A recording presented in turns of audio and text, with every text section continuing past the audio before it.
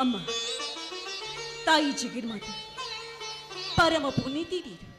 ಈ ಜಗತ್ತಿನಲ್ಲಿ ನ್ಯಾಯ ಅನ್ಯಾಯವನ್ನ ತಕ್ಕಡಿಲಿಟ್ಟು ತೂಗುವುದು ನೀರು. ಹೀಗಿದ್ದು ಕೂಡ ನಮ್ಮ ಕಷ್ಟ ಏನು ಅಂತ ನನಗೆ ತಿಳಿಯುವುದಿಲ್ಲವೇ ತಾಯಿ? ಒಂದು ಚೀಲ ಜೋಳಕ್ಕಾಗಿ ನನ್ನ ತಂದೆ ಆಸ್ತಿಯೇ ಹೋಯಿತು, ನನ್ನ ತಂದೆಯ ಪ್ರಾಣವೂ ಕೂಡ ಹೋಯಿತು. ಹೀಗಿದ್ದಾಗ ನಮ್ಮಂಥವರು ಬದುಕುವುದೆಂತು ತಾಯಿ, ಬದುಕುವುದೆಂತು? ತವರು ಮನೆಯಂತೂ ಹಾಳಾಗಿ ಹೋಯಿತು. ಇನ್ನು ನಾನು ಈ ಮನೆಗೆ ಕಾಲಿಟ್ಟಿದ್ದಾಗ ಇದು ಕೂಡ ನನ್ನ ಮನೆಯೇ. ನನ್ನ ಗಂಡನ ಮನೆಯನ್ನ ಬೆಳಕು ಮಾಡೋ ಭಾರ ನಿನ್ನೆಲೆ ಕೂಡಿದೆ ಅಮ್ಮ, ನಿನ್ನೆಲೆ ಕೂಡಿದೆ. ನನ್ನ ಮೈದನ ಇನ್ನು ಓದ್ತಾ ಇದ್ದಾನೆ. ಅವನಿಗೆ ಆದಷ್ಟು ಬೇಗನೆ ಒಂದು ನೌಕರಿ ಸಿಗುವಂತೆ ಮಾಡು.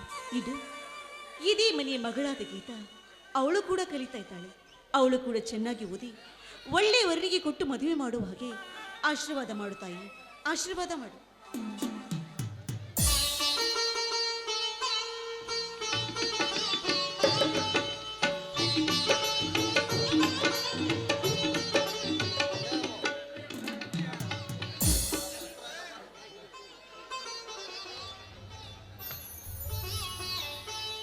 ಮಂಜುಳಾ, ಪೂಜೆ ಮುಗಿಯಿತೇನಮ್ಮ? ಹಾ, ಮುಗೀತು. ಬನ್ನಿ ಮಾವ, ಪ್ರಸಾದ ತೆಗೆದುಕೊಳ್ಳಿ.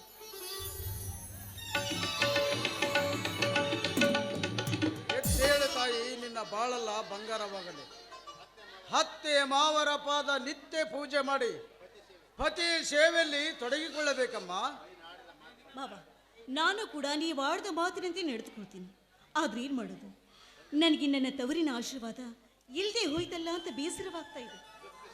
ದುಃಖಿಸಿದರಮ್ಮ ಮಂಜುಳಾ, ಈ ಭೂಮಿ ಮೇಲೆ ಸ್ಥಿರವಾಗಿರಬೇಕಾದ ವಸ್ತು ಯಾವುದಿಲ್ಲ. ನಿನ್ನ ತಂದೆ ಆಳಿಕೆ ಅಷ್ಟಿತ್ತು, ಹಾಗೆ ಹೋಯಿತು. ಹೆಚ್ಚು ಬಡಬಡ ನೊಂದುಕೊಂಡರೂ ಸಿಗುವನೇನಮ್ಮ ನಿನ್ನ ತಂದೆ? ಇಲ್ಲ ಮಾವ, ಇಲ್ಲ. ಮತ್ತೇಕೆ ನೆನಪಿಸಿಕೊಳ್ಳುತ್ತೀಯಮ್ಮ? ಮಾವ, ಅಂಥ ಘಟನೆ ನಡೆದು ಹೋಗಿದೆ ನನ್ನ ಜೀವನದಲ್ಲಿ. ಆ ಘಟನೆಯನ್ನು ನೆನೆಸ್ಕೊಂಡ್ರೆ ನನ್ನ ಹೊಟ್ಟೆ ಉರಿಯುತ್ತೆ ಮಾವ. ಆ ಪಾಪಿ ಶ್ರೀಮಂತರ ಸಕ್ಕನ ಯಾವಾಗ ಅಡಗಿಸ್ತೀನೋ ಅಂತ ನನ್ನ ಮನಸ್ಸು ಹಾತೊರೆಯುತ್ತೆ. ಸಮಾಧಾನ ತಂದುಕೊಳ್ಳಮ್ಮ, ಸಮಾಧಾನ ತಂದುಕೋ. ನಿನ್ನ ತಂದೆಯ ಸಮಾಧಾನ ನಾನಿಲ್ಲವೇ? ನನ್ನ ಮುಖನಾದ ನೋಡಮ್ಮ. ನ್ಯಾಯ ಅನ್ಯಾಯವನ್ನು ಆ ದೇವರೇ ವಿಚಾರಿಸ್ತಾನೆ.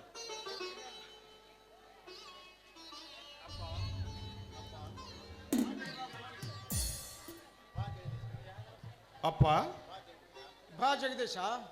ಮಂಜುಳಾ, ಪ್ರಸಾದ ಕೊಡಮ್ಮ ನಿನ್ನ ಗಂಡನಿಗೆ.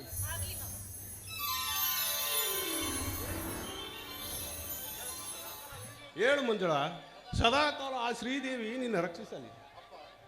ಅಪ್ಪ, ಇನ್ನೂ ಸತ್ಯೇಶ ಬಂದಿಲ್ಲೇನಪ್ಪ? ಇನ್ನೂ ಬಂದಿಲ್ಲಪ್ಪ. ತಂಗಿ ಗೀತಾ, ಅವಳು ಬಂದಿಲ್ಲ.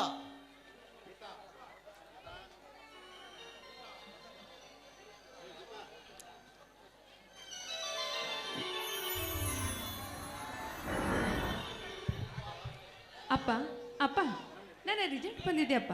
ನಾನು ಫಸ್ಟ್ ಕ್ಲಾಸ್ನಲ್ಲಿ ಪಾಸ್ ಆಗಿದೆಯಪ್ಪ. ಬಹಳ ಸಂತೋಷವಾಯ್ತಮ್ಮ. ನೀನು ಪಾಸ್ ಆಗಿದ್ದಕ್ಕೆ ನಮಗೇನು ಕೊಡ್ತೀಯಮ್ಮ? ಇನ್ನೇನು ಕೊಡ್ತಾಳೆ? ಒಂದು ಮುದ್ದಾದ ಮಗುವನ್ನು ಕೊಡ್ತಾಳಷ್ಟೇ. ಬಹಳ ತುಂಬಾ ಸಂತೋಷವಾಯ್ತಮ್ಮ. ಅಪ್ಪ, ತೆಗೆದುಕೊಳ್ಳಪ್ಪ. ನೀವೆಲ್ಲರೂ ಹಿಂಗೆ ಹೇಳ್ತೀರಂತ ನನಗೆ ಚೆನ್ನಾಗಿ ಗೊತ್ತಿತ್ತು. ಅದಕ್ಕೆ ನಿಮ್ಮೆಲ್ಲರಿಗೋಸ್ಕರ ನಾನು ಚಾಕ್ಲೇಟ್ ತಂದಿದ್ದೇನೆ. ತೆಗೆದುಕೊಳ್ಳಪ್ಪ.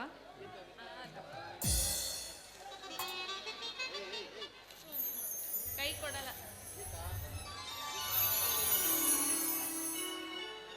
ಗೀತಾ, ನಿನ್ನ ಇದ್ದ ಸಾಧನೆ ಇಷ್ಟೊಂದು ಸಾಗಿದಂದರೆ ನನ್ನ ಹೊಟ್ಟೆಯಲ್ಲಿ ಹುಟ್ಟಿದ್ದಕ್ಕೂ ಸಾರ್ಥಕವಾಯ್ತಮ್ಮ, ಸಾರ್ಥಕವಾಯ್ತು. ಅಪ್ಪ, ಅದೆಲ್ಲ ನಮ್ಮ ತಂದೆ ಆಶೀರ್ವಾದ ಅಲ್ವೇನಪ್ಪ? ತಾಯಿಯನ್ನು ಕಳೆದುಕೊಂಡ ತಬ್ಬಲಿಯಮ್ಮ ನೀನು. ಹೆತ್ತ ಮಮತಿಗಿಂತ ಹೆತ್ತ ತಾಯಿಗಿಂತ ಹೆಚ್ಚು ಮಮತಿ ತೋರುವ ಈ ನಿನ್ನ ಹತ್ತಿಗೆ ಮಾತನ್ನು ಮೀರಿದ ನಡೆದುಕೊಳ್ಳಬೇಕಮ್ಮ. ಅವಳು ಸತಿ ಸಾವಿತ್ರಿದಿರುವ ಭಾರತೀಯ ಮಗಳು. ಏನಾದರೂ ನಿಮ್ಮಲ್ಲೇ ತೊಡಗ ಬಂದರೆ ಅವುಗಳನ್ನು ನೀವೇ ನಿವಾರಿಸಿಕೊಂಡು ಸರಸ್ವತಿ ನೀಡಿರುವ ವಿದ್ಯೆಯನ್ನು ಮುಂದರಿಸಿ ಸಮಾಜದ ಸೇವೆಯನ್ನಾಗಲಿ ವಿದ್ಯಾದಾನಾಗಲಿ ಮಾಡಿ ತಂದೆ ತಾಯಿಗಳ ಹೆಸರನ್ನು ತರುವ ಮುಂದೆ ಬರುವಂತೆ ಮಾಡಬೇಕಮ್ಮ. ಹಾಗೆ ಆಗ್ಲಪ್ಪ, ನೀವು ಹೇಳ್ದಂಗೆ ಆಗಲಿ. ಅದೆಲ್ಲ ನಿಮ್ಮ ತಂದೆ ಆಶೀರ್ವಾದ ಅಲ್ವೇನಪ್ಪಾಜಿ? ಮಂಜುಳ, ಗೀತಾಳನ್ನು ಕರೆದುಕೊಂಡು ಹೋಗು. ಅಪ್ಪ ಅಪ್ಪ, ಇನ್ನು ಸತೀಶ 4 ದಿನವಾದರೂ ಮನೆಗೆ ಬರಲಿಲ್ಲವಲ್ಲ? ಏನು ಹೇಳಬೇಕಪ್ಪ ಮುಟ್ಟಳನಿಗೆ? ಸುಮ್ಮನೆ ಆ ಗೌಡ್ರ ಎಲೆಕ್ಷನ್ ಅಲ್ಲಿ ಭಾಗವಹಿಸಿ ಬಿಟ್ಟ. ಮೊದಲೇ ಆ ಕೆಟ್ಟ ಭೀಮನಗೌಡ ನಮ್ಮ ಮೇಲೆ ಈ ಪ್ರೀತ ಇಟ್ಟುಕೊಂಡು ಬಿಟ್ಟಿದ್ದಾನೆ. ಇವನೇಕೆ ಇಬ್ಬರ ಮಧ್ಯದಲ್ಲಿ ಭಾಗವಹಿಸಬೇಕಾಯಿತು? ಯಾರು ಆರಿಸಿ ಬಂದರೂ ನಮಗೆ ಏನಾಗಬೇಕಾಗಿದೆ? ಇವನು ಬೆನ್ನತ್ತಿದ ಪಾರ್ಟಿನೇ ಬಿದ್ದು ಬಿಟ್ಟಿದೆ. ಹಾ, ಭೀಮನಗೌಡನೇ ಆರಿಸಿ ಬಂದು ಬಿಟ್ಟಿದ್ದಾನೆ. ಹುಚ್ಚು ಹುಡುಗನಿಗೆ ಏನು ಹೇಳಬೇಕಪ್ಪ? ನಮಗೇಕೆ ಬೇಕಪ್ಪ ಆ ರಾಜಕೀಯ ವಿಷಯ?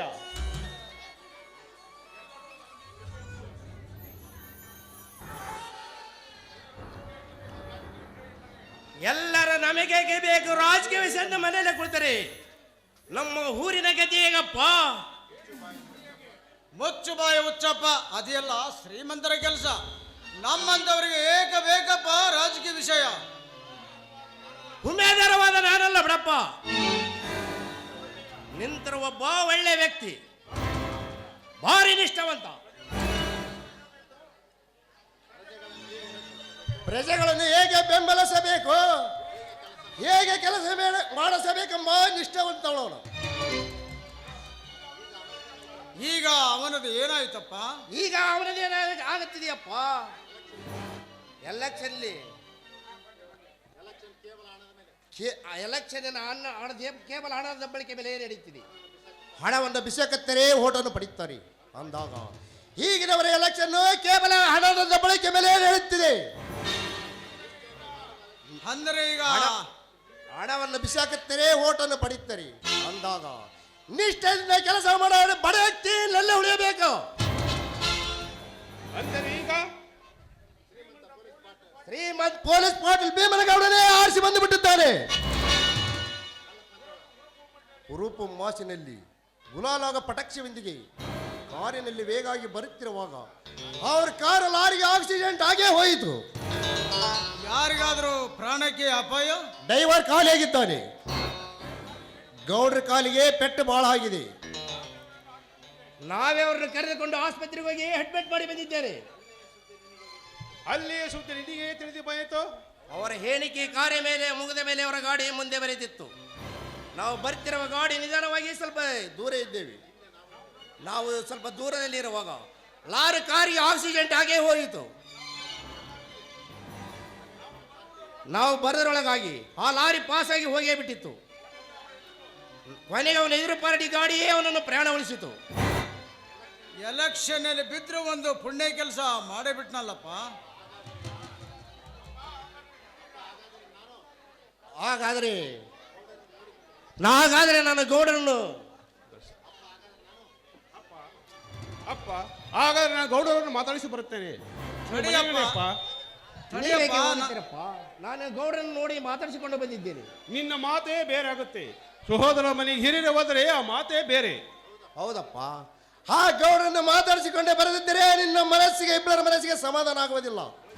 ನೀವು ಹೋಗಿ ಬನ್ನಿರಪ್ಪ, ನಾನು ತಂಗಿ ಹತ್ರ ಹೋಗಿ ಬರುತ್ತೇನೆ. ಅಪ್ಪ, ನೀನು ಒಳಗಡೆಯಪ್ಪ, ನಾನು ಗೌಡರನ್ನು ಮಾತಾಡಿಸಿ ಬರುತ್ತೇನೆ. ನಡಿಯಪ್ಪ, ನಾನು ಬರ್ತೇನೆ, ಇಬ್ರು ಕೂಡ ಹೋಗಿ ಬಿಡೋಣಪ್ಪ. ಏಕೆಂದರೆ ಈಗ ಅವರು ಊರ ಮೆಂಬರ್ ಅಲ್ಲದೆ ಮಂಡಲ ಪಂಚಾಯತಿ ಪ್ರಧಾನ ಆದರೂ ಆಗ್ಬೋದು. ಅದಕ್ಕೆ ಅವ್ರ ಹತ್ರ ಹೋಗಲೇಬೇಕಲ್ಲಪ್ಪ. ಹೋಗೋದಿದ್ರೆ ಸುಮ್ಮನೆ ಅವ್ರಿಗೆ ನಮಗೆ ಹೊರೆಯುತ್ತವೆ ಏಕೆ?